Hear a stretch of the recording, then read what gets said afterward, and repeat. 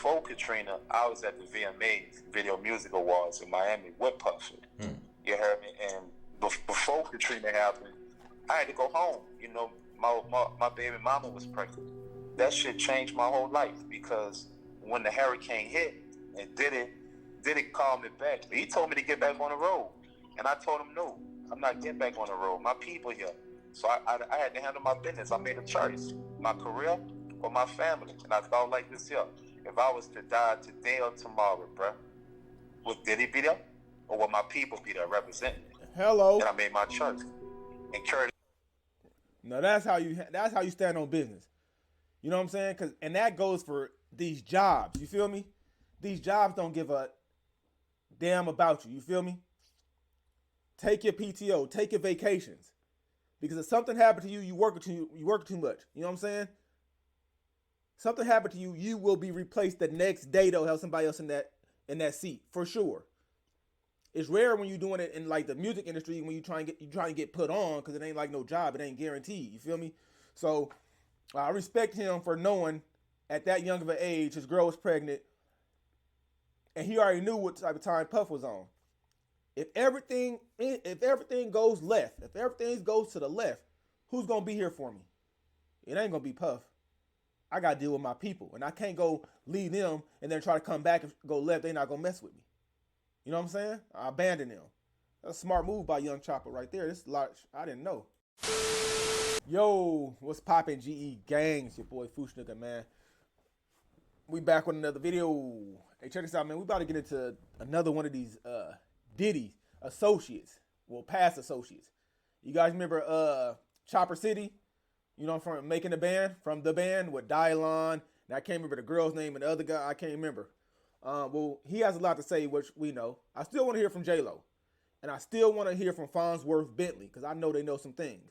But one of the band members from making the band not too long ago said that, you know the part where they went to get that cheesecake and he made them walk to get that cheesecake? He said nobody knows that J-Lo was upstairs and that cheesecake was for her. That blew my brain. I'm like, J-Lo was upstairs? The cheesecake was for her? Oh, wow. This is about to get interesting. You feel me? So we about to tap in and see what Young Chopper got to say. I ain't going to hold the boys up, man. Let's go ahead and get to the video, because I'm trying to find out some shit. I mean, I've been to buku parties. As a youngster, I've witnessed things that off me up. You dig? I never experienced it. I would avoid somebody. Think about it like this here. All the money he took from Greg Mack, Black Rob, G Dep, the band, Danny the Kane, Day 26, Biggie, all the money he took from Loon, Mace. You took food out people cheering him out. That's Craig crazy. Mack died. Black Rob died. Sean's situation. That man got to live in Belize.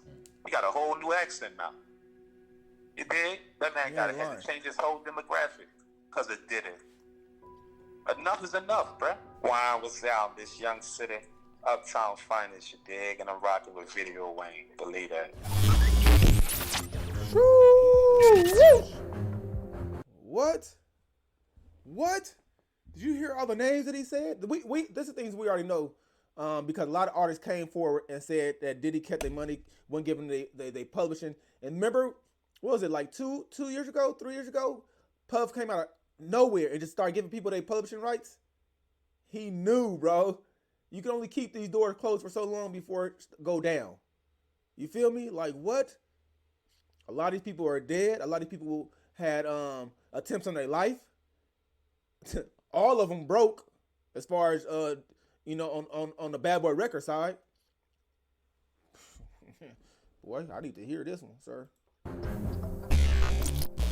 What's in the media right now is this Puffy situation. Can we talk about it? Yeah, come on, let's go. Any communication with him? Anything that you make? I talked to Hall P.F.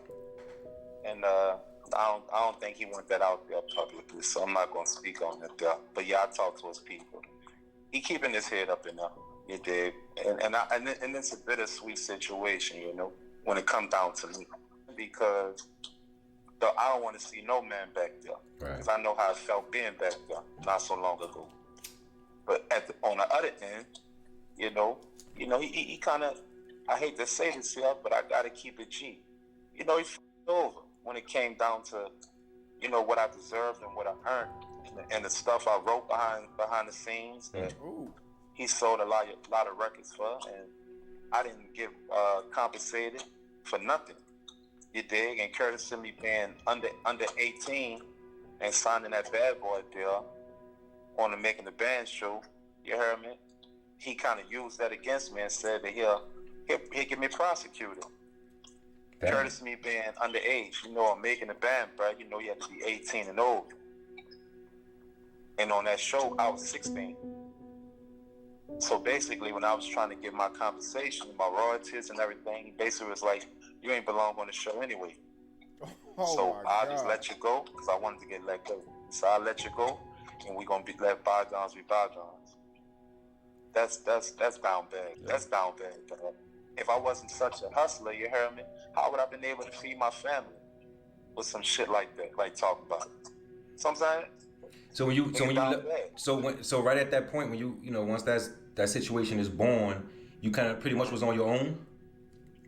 Yeah, I mean, after Katrina, I was on my own. Before Katrina, I was at the VMAs, Video Music Awards in Miami with Puffy. You heard me? And before Katrina happened, I had to go home. You know, my baby mama was pregnant. That shit changed my whole life because when the hurricane hit, and Diddy called me back. He told me to get back on the road. And I told him, no, I'm not getting back on the road. My people here. So I had to handle my business. I made a choice. My career or my family. And I thought like this here. If I was to die today or tomorrow, bruh, would Diddy be there? Or would my people be there representing me? Hello. And I made my choice. And Curtis. No, that's how you stand on business. You know what I'm saying? And that goes for these jobs. You feel me? These jobs don't give a damn about you. You feel me? Take your PTO, take your vacations. Because if something happened to you, you work too much. You know what I'm saying? Something happened to you, you will be replaced the next day. They'll have somebody else in that seat for sure. It's rare when you're doing it in like the music industry when you trying to get put on because it ain't like no job. It ain't guaranteed. You feel me? So I respect him for knowing at that young of an age his girl was pregnant, and he already knew what type of time Puff was on. If everything goes left, if everything goes to the left, who's gonna be here for me? It ain't gonna be Puff. I gotta deal with my people, and I can't go leave them and then try to come back and go left. They're not gonna mess with me. You know what I'm saying? I abandoned them. That's a smart move by Young Choppa right there. This large, I didn't know. That's how me and the Bad Boy South situation dismantled. From that point, did it ever mend itself? He ended up hitting me later and apologizing after the after effect, you know, but it was a little too late for that. Because when I called Diddy, and, you know, I lived back there in Michigan. So, I had the gold El Camino. Ask anybody back there. I had the gold El Camino. I had the blue Ferrari, Medina 360. I had buku old schools and all this here. But my stupid ass, I'm young, you heard me? So I'm not really thinking in my mind intelligently that these are gifts that I'm getting, Chop. He's gifting you. I'm not thinking as an intelligent man that I am not, that I need to put things in my name. They was just write-offs from the Bad Boy company. So after when Katrina happened, and I'm like, say, bro, I need to get my cars back and this and that back.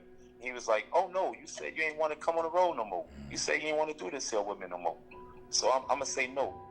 And that fucked me up. I damn near wanted to kill that nigga. Honestly, I wanted to kill that nigga. Because he was playing with people's lives. Playing Monopoly with a nigga life. You dig? And having the power to control a nigga. That's why I vowed to myself, you heard me, that I never in my life let a man control me or listen to a man's ways, pause. Listen to a man's ways and his dictatorship of how it should go with my career.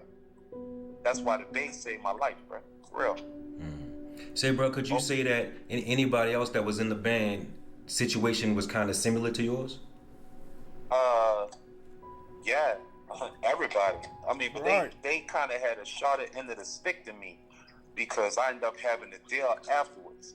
they never got a deal after that. Fred said, Ness wanted to rock with Diddy. He ended up rocking with Diddy later and wrote on The Last Train to Paris. Ness was always a great songwriter. So Ness and Diddy always had a relationship, you understand, because Ness was ghostwriting. Babs said, Sarah, I don't know what's out with Sarah. I forgot all about Sarah. Always said fuck. Dallon said fuck everything. Right. Honestly, Right. a lot of people be joking and everything, but Dallon was the smartest one, bro, because Dallon, from the TV show to after that, you heard me, he always said fuck you. And to be honest with you, it was well worth it, because when we found out later, you understand how much that man it took from us, $30 million. Couldn't give us $1 million a piece, bro. Ain't that called something? At least $30 million. Say, what was it that Dallon saw early on that made him feel like that? Honestly, from talking to Dallon, he told me, he's like, Chop, I didn't feel like it was worth it. So I just didn't, he said, bro, it's a certain amount of time of putting in work. Then it's another situation to get in what you deserve. He said he felt like we never got our chance to get the respect that we deserve from putting in work. And that makes sense. It didn't add up. You heard me? And we so caught up in the money and the fame that we not really understanding we getting puppeted. Shoot. You did? We wasn't getting what we deserved. He was just squeezing the blood out of a beak. He was squeezing us until he couldn't squeeze us no more. Just luckily, I'm from a different cloth. You dig? So I was able to survive differently. Just from the mentality. I grew up rough. I wasn't thinking in my mind, bro, that I was getting fucked over and controlled and all this here. I'm just happy I'm not sleeping on the floor, on Saratoga, on Simon Bala, on Barone. So I'm just happy I'm not living that life. Look how God worked, brother. At the end of the day, all the things around did to people. Look how it turned back on them. And when it rains, it pours. You heard me? Sure. And it's raining on them real bad. Maybe it's time for everybody that got fucked over to rise like the Phoenix. Get that and if payback. They don't realize that, then f them too. Because one thing about me, son, I'm gonna rise like the Phoenix. The news, like the whole thing, like when you first started getting a wind of it, what was going through your mind and how did you feel about it? I mean, I've been to buku parties. You dig? As a youngster, I've witnessed things that that fucked me up. You dig? I never experienced it. I would avoid somebody. So that right there lets you know, when Diddy had a young Usher at his house, right? When he had a young Justin Bieber at his house, right? I know y'all heard about when Justin Bieber was crying, I believe it was Demi Lovato, I believe, that he didn't want her to get treated the way he got treated as a kid. You know what I mean? All that he knows deep down what happened to him. Usher, Justin Bieber. You hear young Choppa. He's from a different cloth. He's from the ghetto. Usher wasn't raised like that. Bieber wasn't, so they didn't know no better. What them two boys, what they know? Yikes. But what's done in the dark always comes to the light. I don't know what the hell Diddy was on that he didn't think this was ever gonna come out, especially doing people dirty. It ain't like you was feeding the beast and giving them everything they need to be quiet. You were doing a total opposite, bro. You brought light to yourself. Man, that's crazy, bro. But I've witnessed things just being around. It's a double-edged sword, Wayne, bro. And I'm gonna say it like this here. Say, Chop. Towards I didn't mean to cut you off. Were you in some of those parties at underage when you was 16? Yes. Have you ever been approached? Huh? Have you ever been approached in any of those parties to get involved? No. Fuck no. No, indeed. But at the end of the day, I've seen it. You dig? I can't sit up here and say I didn't see shit. I'll be lying. Damn, Too Short. What I seen, I won't see. Was I a part of anything? No, indeed. I was too young, bro. I wasn't really realizing what was actually happening. And every time, like, if I go to the parties in Hollywood and all these places, they'll shut me out of it. I really don't want to say too much because I believe this here. I'm not really the type of person that just throw people out there. I don't like snitching. I don't like bitter people either. So I'm not saying this in no bitter manner. You understand? But I will say, I seen things. I love doing this here, Wayne. I love being a rapper. I love cutting up, dropping project after project. I love shooting videos. I'm damn near afraid to, and it's honest, I'm damn near afraid to go back mainstream because I know what it come with. The higher you go, the more you experience things, bro. And it's wild to me, Wayne. I ain't lying though. And I'm not gonna sit up here and say, you heard me, everybody doing it. But the higher you go, the more it get wicked. It gets wicked, son. Wicked ways. Say, bro, do you feel anything that people bringing forward that Puffy has done was a crime? Wow. I wouldn't say he should be in the situation he's in, but I think he should definitely get a piece of the humble pie. How far they going? That's a little too extreme. $50 million bond, y'all reject that? Either he gonna get a cold felony probation situation for about 15 years, or he gonna sit down for about a good 7. But they're not gonna give him life because money talking, bullshit walk a marathon, baby, and you know that, y'all. Man, come on, man. Come on, man. What? Like I was telling my homeboy, they turned down $50 million bond, and he just knew that he was gonna be able to get that bond because he know money talk, bullshit walk. So he went and paid off the rest of his house, $48 million. He about to put it up. They deny that? Oh yeah, we know it's serious now. They turned down $50 million. They don't want this money? Oh, they want the bigger bag. And some of your life. How much are you gonna get? We're gonna see. You feel me? If you did R. Kelly like that, R. Kelly did some things. I don't know if R. Kelly did half that P. Diddy did. Because we saw on camera P. Diddy grab Cassie in that hotel and drag her like a rag doll, kick her and all that. I ain't seen no video of R. Kelly doing nothing like that. They saying Bill Cosby used to put pills in people. I ain't seen no video of nothing. And those guys got what they got. You know what I'm saying? These parties are wicked. And like I said, man, I would never have my kids ever be in no Hollywood nothing, no kids channel, because all those kids come up and they effed up. Most 90% of them are effed up. You know what I'm saying? It gets wicked the higher you get. I believe that for sure. That motherfuckers feel like they God, man. They can do anything and everything until they can't. Like Diddy. He did it all until he couldn't no more. Now look at him. You know what I'm saying?